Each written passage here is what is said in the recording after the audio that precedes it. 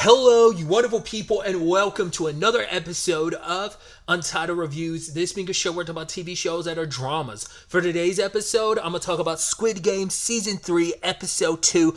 Great episode. A lot of really interesting things went down in this episode, so let's break it down. The episode that, so heartbreaking. I didn't even think about this till I got to the end of the episode. What was the fourth game of season 1? It was the marble game. The marble game was the game that ripped your heart apart. Like, that's the one that really, really breaks your heart in many different ways. And it makes sense that this would be the game this season that would break your heart. It's so interesting because, like, obviously, if this is kind of season 2, part 2, but it's so crazy that this is episode 3 of the season, but really it'd be like episode 9 of season 1 if you were to, of season 2, like if you like kept everything together. But it's like, Jesus Christ, dude. Because, the inherent nature of this game, we learned so much about the game this episode. First and foremost, not the keys aren't universal. Because I wasn't sure about the whole, okay, you can't lock the door behind you thing, meaning like the taggers could come after you in the rooms you're not safe. I wasn't quite sure. And I was like, would that have anything to do with finding the exit? It has everything to do with the finding the exit because first and foremost, the keys are specific shapes: triangles, squares, and circles. It's Resident Evil rules. Oh, you need a scorpion key to open the scorpion door. So it's very much that nature. And then we also find out the twist is you need all 3 shapes to open the exit. So it benefited our crew of Hyunju, Youngsik's mom, and Junhee. They all each luckily had the 3 different shapes. It's like, yeah, they were a match made in heaven team-wise. You're just like, damn. And they're also lucky to have Hyungju because, she is that last line of defense, especially when Junhee, like, fractured her ankle. It didn't help that she had to keep walking on it afterwards. Like obviously so close to popping, pregnancy-wise. But, you got to give it up to Hyunju, like, protecting them, taking down that first guy. There's no rules against the Reds can't attack other Reds, but it didn't say anything about the Blues couldn't defend themselves, and so she ends up killing the first guy. It's like, okay, let's make this work. Jesus Christ, dude. And obviously things kind of couldn't happen at the worst time. She's after resting for a little bit, Junhee's water breaks and stuff like that. You're just like, oh god, everything that can go wrong will go wrong. So I'm a bounce back and forth between that and the Myung-gi storyline because he's with Namgyu, who is high as a kite, flipping out about, like, it's like, oh yeah, I bought so many drinks for Thanos and the bastard could never get my name right. It's Namgyu, it's Namgyu, it's Namgyu. He could never get it right. And so I forgot to talk about it last episode. Him and Myung-gi are working together. And so it becomes a situation of, hey, like, let's kill one person. And, like, it'll make it easier if we're together. But then it's like, whoa. Myung-gi's like, how do I know that if I let you kill this guy, you won't just leave me behind, won't help me kill the guy I need to kill? Like, you'll have passed, but I won't. So I was curious what the rules would be. So when they do stab the guy at the same time, I'm like, how does that work? Well, Myung-gi figures, I was about to say, like, oh, they didn't pass. So I was like, maybe this doesn't work. But later on, they killed another guy at the same time. It basically gives you half a kill. That's an interesting way to skirt the rules. Once again, it's just, there's so much leeway with some of these rules that you can kind of do what you want to in that regard of, like, yeah, they found a leeway situation out of that. And I brought that up last episode. I was like, there's really no reason to kind of, like, after you kill one person, you don't need to kind of go on a killing spree. But what happens afterwards? Namgyu got inside of Myung-gi's head because he's like, hey, I get it. You want to protect that woman, right? Well, the best way to do that is to make more people from the taggers fail because that way you have more and more money when it comes to things. And I'm like, Myung-gi, don't do this. Find Junhee and protect her. And she was even telling the others, like, yo, he'll find us. He promised.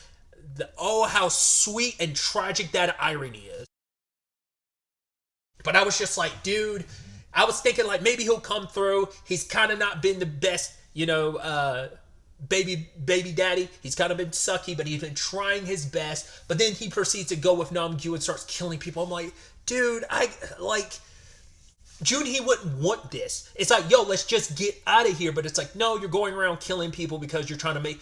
because he's justified by being like, oh, that's more money for us and the baby. But you could also, like, you can't discount the selfishness of you are in a shit ton of debt because of your crypto scam. You owe a lot of people money. A lot of people are gunning for your head. So you wanting the money isn't necessarily fully for Junhee and the baby, even though you'll say it. Because he'll say, like, he even said last episode, the only thing I'm focused on, well, I should also note, I even expressly said it last episode because he said it himself. He said, I would kill everyone here for you and the baby. All thing I'm focused on is you, the baby, and the money. It was like, once again, I wish she didn't focus on the money, but once again, it's like you need that to start your family, because if you don't focus on the money, what was this all for? It would amount to nothing. All this death and sacrifice and betrayal and all that would mean nothing in the end. Obviously, he's killed someone before. Once again, that was purely in self-defense. That being Thanos, this is the first time he had to straight up murk a guy. And Namgyu doesn't feel anything about it. It's like, ooh, and he talks about, the very psychotic thing of, ooh, look at the light fade from their eyes. And he was talking about how they have doll eyes. But I just wish Myung-gi had handled things differently. So we cut back to Hyunju, and she is... It's interesting because we also find out, they make it, you say you have to find the exit. There's multiple exits. At least in the episode we saw 2, there could be more. Everyone's under the impression like there's only one exit. There's actually 2 because 44, she found one of the exits. Hyungju ended up finding another. I mean, she actually stumbled across it because a guy came in there trying to kill one of them. He only needed to kill one of them, but Hyungju was not going to let that happen, especially because the baby just got born. How does that work in the grand scheme of the rules for the game? I don't know. But Hyungju does her thing while Youngsik's mom stays with Junhee and the baby and ends up defending herself and killing the guy. It was a very close call, but then I love that guy standing out the door. I think he's like 39 or something. He's looking, and Hyungju wipes the blood on her face because she's just wiping her face, and it's like you want to go? And he's just like, nah, he just bails. So she follows her way. She realizes, she's like, oh my God, the exit's here. I have all 3 of the keys because I kept them. I thought the concern was going to be, oh, it's going to suck that she has all 3 keys. I was waiting for when she got all 3, but it's makes sense for her to keep them all because she's the heavy hitter of the team. Makes her way back to the room. I was like, okay, we're almost there. She gets stabbed in the back. The moment she did, I was like, it's not going to be Namgyu. It's going to be Myung-gi, isn't it? And it fucking was. I was like, you stupid piece of shit. I was like, fuck you. Junhee, regardless of your reasoning, Junhee won't forgive you for that because you weren't the one. Yes, he technically protects her later on by being like, oh, Namgyu, there's no one over here. But still, you killed, time and time again. Oh my, and it sucks too because she had so much guilt after everything went down. In the season 2 finale, she carried that guilt of things didn't work out well because of me, and it's just she has been that supportive person time and time again. She was also beating herself about the young me of it all last season, the room game. It's she blamed herself for that because she's the one that kept that was at the time she wanted to continue the game, and then immediately afterwards she was like, okay, I'm done with the games. So, and they made the promise of let's all go. And obviously that group is dwindled down because that group also includes Junbei and Daeho, which we'll get to, her, Youngmi. That group that made that promise is dwindling down. Because I don't remember if that, I don't think that included Gi-hong or the frontman. So, oh my God. You're just but that look on her face, and it's just kind of yeah, he protected her in the end, but still, you didn't have to do that. If you had just tried to track her down, if you weren't so busy trying to make more money, could you, once again, he'll try to justify it, but I'm pessimistic. I cannot ever, fully separate. You're also doing it. There's always going to be an inherent part of the selfishness of well, I'm doing it for my family as a whole, and me clearing my debts also part of it. He's the one that wanted to combine their winnings to kind of cover his debts, but also take care of the family. So it's there is some selflessness there, and you're trying to do the right thing, make up for being a shitty dude to Junhee, but it's also at the same time there is the inherent selfishness of you're also trying to pay off your own debts, and so you did a right thing after doing a massively fucked up wrong thing. I'm God damn it, that sucked. That sucks so much. And it just, I don't know. You'd want there to be like this final moment they got to say something to her. They didn't. She was so happy. She's like, I found the exit. Let's get out of here. Like, once again, she was doing your job for you. Like, where you were off murking people, she was actually protecting your baby mama and your baby. You stupid fuck. I'm so upset by that. That sucks so goddamn much. And so it leaves Young-sik's mom, was it Gyeomja, I believe is her name, and Jung-hee to try and they followed her blood trail after taking the keys off of Hyung-jo's body. They find their way over to the door and they're putting the keys in, and that's when Young-sik shows up because he had an adventure of his own. He ran into people, but he couldn't bring himself to kill somebody. Like, the guy was like, oh my god, I have a mom too. We shared a room during that room game, like, last season. I have a mom who has cancer too, and he let his guard down. The guy tried to murk him, and it's like, he was so close. I think the guy was like 205 maybe. If that guy had not come in and killed him, he wasn't doing it to protect Young-sik. It's like, no, I need this killed so I pass. And Young-sik didn't get the kill, but I'm like, you're still alive. That led to his desperate situation where it's like, here he is. Like, even if Hyung-ju was still alive, he still would have tried to kill one of them because he's like, all right, I need to survive this game so I can protect my mom. So he was going to kill Junhee. It's like, yo, you literally see her with a baby in her hand, but he's so desperate because who knows how many blues are left out there. They're running out of time too, so he's like, he's got to make his move. But his mom is like, do not do this. Like, if you're going to do it to me. I've lived a long enough life. She doesn't need to die. But he's like, how can I do this to you, mom? And he's just like, I'm sorry. And he goes for Junhee. And his mom stabs him in the back. She doesn't kill him, but she prevents him from killing Junhee. And he's like, he breaks down, like he stops and he falls. And it's just like, he still could go for the kill, but he doesn't. And the clock hits 0, and she's just like, I'm sorry. He's saying, I'm sorry. And it's like, it's got to be the most heartbreaking thing because she didn't have a choice. It's like, either I protect Junhee and her baby, or like I stop my son. And by stopping her son, she, in all intents and purposes, killed her son. And that's how she's going to read it. You were in an impossible situation. Your son was desperate to live. Self-preservation kicked in. He also wanted to get out of here with you. And, he wanted to make up for, like, right, I wasn't there for you. When the time came in one of the parts of the room games, and I almost thought I lost you, but you're okay. So he wasn't trying to like ever be separated from her again. So I was like, I got to do this. Self-preservation kicked in, and just him saying like, I'm sorry, mom, I'm sorry. He knows like I did a wrong thing, but she's like, I know who you are. You're my baby boy that can never hurt anyone. Because I mean, if he really wanted to, he could have done something sooner, but he didn't, and he was. And that's the sad, twisted nature of this game. It turns you into these monsters that you don't even recognize yourself. And then just for it to end the way it does, where she has to she's like, no, please spare my son. And ends up, they put him down because he's not dead from that wound. It probably could kill him eventually, but like where he got stabbed, it's like, no, it's just a matter of, he didn't kill anyone in time. They had to kill him, and they put him down. And that's just like the last shot, figuratively and literally, of the episode. You're just like, fuck, dude. That was just a shitty, impossible situation. Like I said, Gyeomja was like in.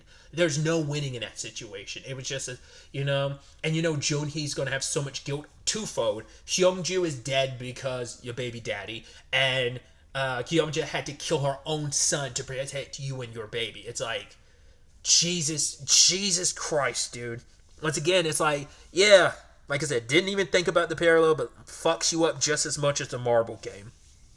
Okay, so we have that. We have 44 doing her thing, trying to be like, ooh, I'm divining where to go. Oh, let's go this direction. We eventually catch up with them again.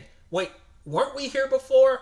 Oh, okay, let's go in this direction. She opens the door. She's like, I know this is the exit. Immediately comes out. I'm like, what the fuck? And immediately everyone gets murked because it's Namgyu and Myunggi. It's like, cool, you left them all to die. I love that immediately afterwards she runs into Gyeon and he's staring her down. She's like, hey, I just ran into Daeho. He's the one you're looking for, right? Kill him. He betrayed you and saved her. Because even when he was walking towards her, still talking shit, saying, you piece of shit. Don't you dare hurt me. And then you're immediately cowering like, please don't kill me. Please don't kill me. It's like, stop acting tough. That's your biggest problem. You run your mouth too much. Ultimately, that's what got is you running your mouth too much. Like, I don't know what's all this bullshit grandstanding she's doing.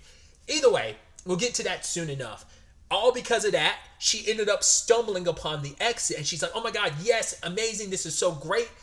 Lo and behold, she only has a circle key. I'm like, that is ironic as hell. You had a whole group with you. If you bothered leaving with them, Jesus, you might have been A-okay from the beginning. So what did she do? She sneaks out trying to look for dead bodies to find some keys. You found the exit, now you need to find 2 more sets of keys. You need to find like a triangle and a square. And I love that she's like using blood to like draw little signs. Lo and behold, who she run into? She eventually runs into 100, who was with the guy who helped him. But I think that's got to be like a kind of horror Korean trope where it's like the old people screw over the younger people. You know who he reminds me of? He reminds me of that guy from Train to Busan. The one who kind of swelled up a lot of people. He was kind of like this powerful businessman or whatever. Spoilers. He's like one of the last dudes in the movie. That guy. He was with one of the assistant conductors or whatever for the train, or like one of the he kind of did a similar thing where it's like, yo, I'm gonna sacrifice you to the zombies, just like this guy threw this person to that woman, and it's just like cool. Immediately left. He almost ran into Namgyu and Myunggi, but then he played dead. Luckily, Myunggi pulled him away because Namgyu is like up there stabbing at the guy. He's like, "Come on, wake up!" And he was so close to do the same to you. Then he comes across 44. They find their way to the exit, and just when they're opening the door, what does he do? He snatches the circle key and then closes the door. So now she's fucked. She has to find another key. Who does she run into? Minsu, who took the last 2 pills that were in Namgyu's it was Thanos' cross, but Namgyu ended up taking like 2 pretty subsequently. Like, I mean, who knows if the other one had already worked his way out of his system by then? Probably not. So he was practically 3-pilling at that point. But Minsu just drowning out everything, all the voices and the guilt, try to get high, and he's so high that he's looking for Simi, and he's like, which I thought her number, I was like, what's her number? 88. Her number's 380 because they say it in the episode. So he was looking for her. He's like, yo, Namgyu's trying to, like, his guilt is driving him. It's like, oh, you're not having a good high, whereas like Namgyu is having a great high. And so who did he run into initially? I don't remember who he ran into initially, and he was like, I legitimately don't remember. I don't think it was 44. I think it was someone else. But they hid from him, and he was like, he let them go. Like I said, I can't remember who initially ran into, but he ran into 44 at the end, and he's like, yo, can you help me find Simi? And once again, like I said, running her goddamn mouth. She's like, do you know who I am? And all this stuff she's saying, like, granted, she might have been saying some of this stuff, but probably not. It's like the energy you gave off, the guy's high, he's envisioning you as Namgi, and he ends up killing you. And sadly, like, his trip is ending with him seeing, like, oh, I didn't kill Namgi, I ended up killing Simi. So he's having even more of a breakdown. But it's like, yeah, I was like I said, I'm not going to feel too bad. Like, I was like, oh, you were so close to the goal, and you're like, your mouth and selfishness got the best of you. Once again, old man throwing people to the wolves. He did it twice in this game. Yep, and lo and behold, he ends up surviving. Oh, he's going to get his sooner or later. I'm just curious to see what the situation is going to be. But it's like, yeah, you can only throw so many people under the bus before you found yourself being the person either tossed under the bus or being blindsided and ran over by the bus by whatever reason. But she's out of the game. She's done. So, yeah. Other than that, we have the Gi-hoon and Daeho of it all. Kept missing each other over and over again. There was that one guy that Gi-hoon chased after because he saw Daeho, but the problem is the guy he caught up to was, oh, this is like, I think it's like 197. He just happened to look like Daeho from behind. There's also those doorways that literally lead to nothing. It's just like, they're doorways that don't lead to any other part. They just like lead to a fall. I'm surprised no one got pushed out of that. I actually thought that might be how Gi-hoon ended up killing Daeho. I would assume that would still count. Granted, you would hope that that person would need to die from the fall, because if they don't, that wouldn't count. So I guess it makes sense not to like leave it up to that. But yeah, like the cat and mouse of it all between Gi-hoon and Daeho. He ended up getting attacked by a attack her. I don't think he killed the guy. I think the guy fell down the stairs and his knife broke, and Deho kept the blade. And so him and Gi-hoon have their confrontation, and he's like, "I'm sorry, brother. I'm sorry. I was going to bring back the magazines." We find out everything was a lie. He's like, "My tattoo was a fake." This and that, because he probably, stolen valor type of thing of like, I keep the tattoo because I want to, impress people, but being like this and that about me. And this is what I'm saying. Like, if he had done this last episode, would it have made things? Would it have like alleviated some of like Gi-hoon's guilt and anger? No, but it would have gone a long way to making things better if you had pleaded your case back then. But what did you do last episode? Very much like 44, you talk shit. You were talking shit. Don't talk shit. But it's like he needed to like puff his chest out more. Like because he also, like, regardless of it, he does blame himself.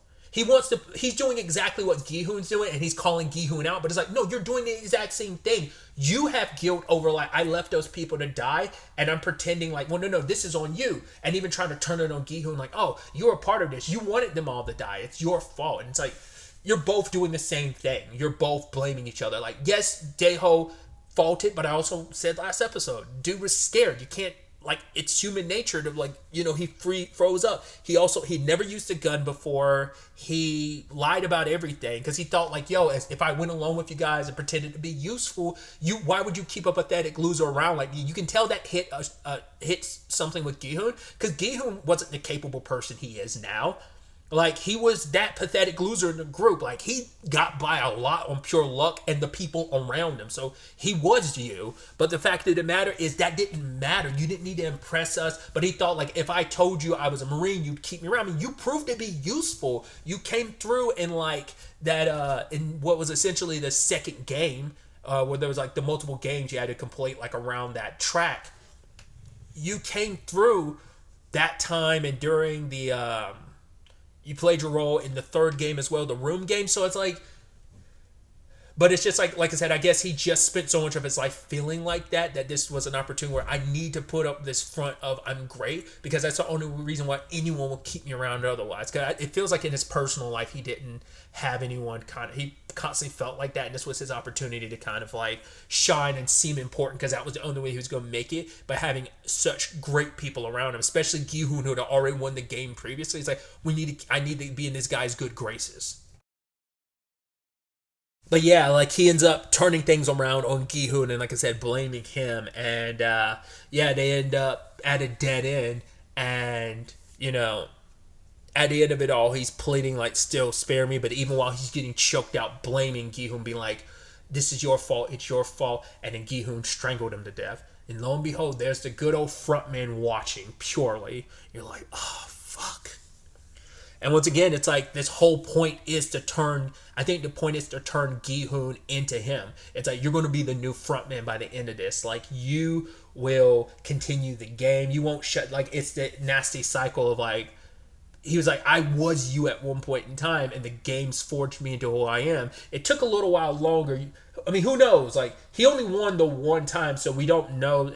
I mean, at least the records we saw, nothing ever showed he participated again. Who knows how many people have done a Gi-hoon and have participated a second time? More often than not, it's like, if you've gone through it, you've gone through it. So because we have no idea where the rest of the winners are. If they are mixed up in this in some capacity, or are they just living their lives somewhere out with all the money they've earned? We know where one winner is as the frontman, but beyond that, who knows?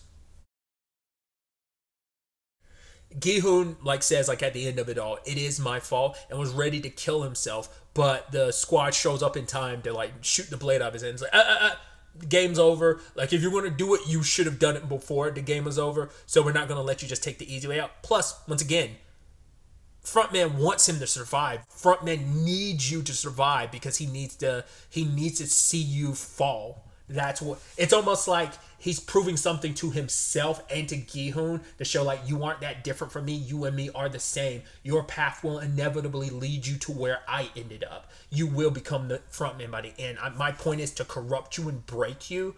just to pay you back, but also like in his twisted mind, it's probably like, I'm doing you a service. Like you going on this tumultuous journey is what's going to free you at the end of this all. Like you won't believe who you'll become, which is him at the end of it all. That's my interpretation. We'll have to wait to see how the season plays out to see if there's any validity to that perspective I have. But said it before, I said it again. Holy shit. A pressing ass episode. That's where things currently are. We'll see where everything takes us going forward into the next episode. But really, that's all I wanted to talk about. Till the next time we meet, be happy, be safe, live life to the fullest, and enjoy it. Good day and goodbye.